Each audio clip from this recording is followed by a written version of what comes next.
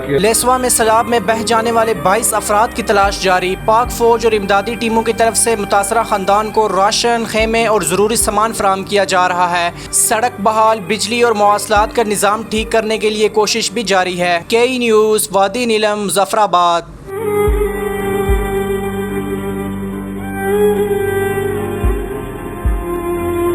अब तक आपने हमारा YouTube चैनल सब्सक्राइब नहीं किया तो सामने स्क्रीन पर सब्सक्राइब का बटन नजर आ, उस पर क्लिक कीजिए, उसे सब्सक्राइब कीजिए और साथ ही साथ बेल आइकन का बटन प्रेस कीजिए ताकि हमारी न्यू आने वाली वीडियो का नोटिफिकेशन आपको मिलता रहे।